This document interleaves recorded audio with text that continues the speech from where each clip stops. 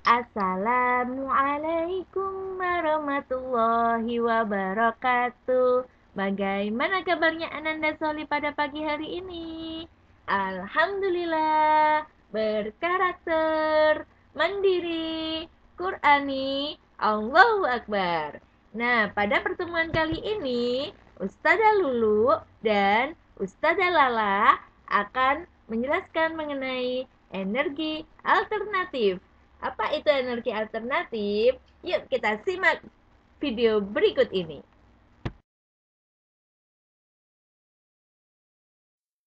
Nah, energi alternatif adalah energi yang berasal dari alam yang dapat terbarukan. Contoh sumber energi yang dapat terbarukan adalah sinar matahari, angin, air, biofuel, dan hidrogen.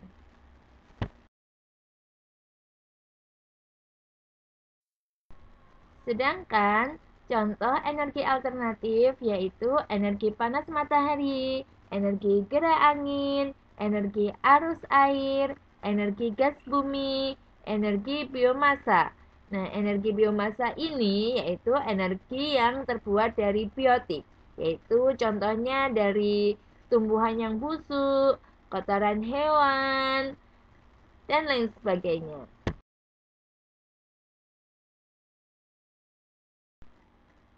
Adapun keuntungan dari energi alternatif ini yaitu yang pertama adalah lebih ramah lingkungan.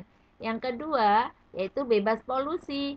Yang ketiga, sumber energi ada dalam jumlah tak terbatas karena dapat diperbaharui ya.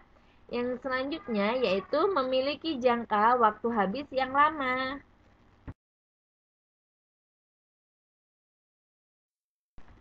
Nah, sedangkan untuk kelemahan dari energi alternatif ini yaitu yang pertama adalah biaya instalasi awal itu lebih besar. Yang kedua yaitu hanya bisa dibangun di tempat tertentu. Yang ketiga yaitu bergantung pada cuaca daerah sekitar. Dan yang keempat yaitu belum efisien karena jaringan belum lengkap.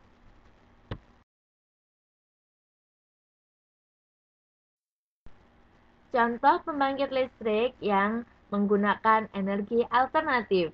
Yang pertama, Ustazah akan memberikan contoh tentang pembangkit listrik tenaga surya. Pembangkit listrik tenaga surya ini yaitu menggunakan alat yang namanya panel surya. Nah, panel surya ini dapat mengubah radiasi matahari menjadi listrik arus searah atau DC, kemudian disalurkan ke inverter. Nah, di inverter ini dapat mengubah listrik DC menjadi listrik arus bolak-balik atau AC untuk pemakaian di rumah. Nah, setelah listrik digunakan dalam rumah-rumah, jika ada daya yang lebih, maka kelebihan listrik tersebut akan diekspor ke PLN sebagai deposit dengan KWH Eksim.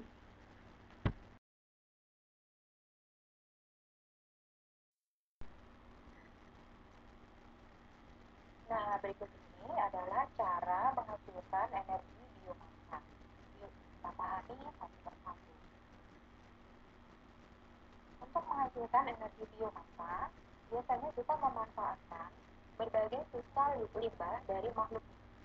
Sisa limbah makhluk hidup ini kita tampung di suatu tempat terlebih dahulu. Untuk menghasilkan energi biomasa, ada dua cara yang bisa kita lakukan. Cara yang pertama yaitu proses pembakaran, dan cara yang kedua yaitu proses pembusukan. Cara yang pertama, cara pembakaran, yaitu dengan membakar limbah sisa makhluk hidup untuk menghasilkan uap. Uap inilah yang digunakan untuk memutar turbin yang terhubung dengan generator, sehingga dapat mengubah energi kinetik menjadi energi listrik. Cara yang kedua yaitu dengan proses pembusukan. Caranya, setelah limbah ditampung, maka akan dimasukkan ke tangki-tangki pembusuk. Dari proses pembusukan di dalam tangki pembusuk, kita akan mendapatkan tiga jenis bahan. Bahan pertama yaitu bahan berupa cairan. Bahan yang kedua bahan berupa endapan. Dan bahan yang ketiga yaitu bahan biogas yang sering kita kenal dengan nama gas metan. Bahan cairan dan bahan endapan akan dimanfaatkan sebagai bahan kompos organik yang siap pakai. Sedangkan gas metan yang dihasilkan akan dialirkan menuju ke tangki penampung gas liur. Dan di sini akan didistribusikan yang pertama untuk bahan bakar kompor ataupun bahan bakar pada mesin genset penghasil listrik. Gas yang didistribusikan ke mesin genset akan dimanfaatkan untuk memanaskan air di dalam boiler sehingga diperoleh uap air. Uap air inilah yang nanti akan digunakan untuk memutar turbin. Seperti pada pembangkit listrik yang lain, turbin akan bekerja menggerakkan generator sehingga kita akan mendapatkan energi listrik.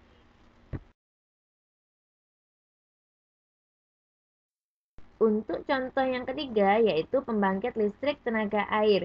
Adapun cara kerjanya yaitu menggunakan arus air untuk menggerakkan tubin. Nah, tubin ini yang akan menggerakkan generator. Nah, di generator ini yang akan mengubah energi kinetik menjadi energi listrik.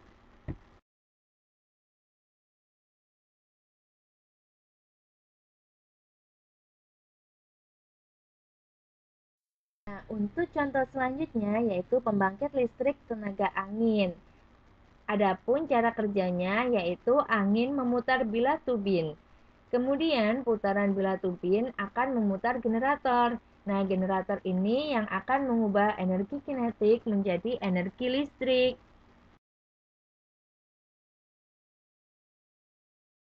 Nah, untuk tugasnya yaitu sebutkan energi alternatif yang ada di sekitarmu ya, beserta kegunaannya. Minimal sebutkan 3. Tulis di buku catatan tematik kalian.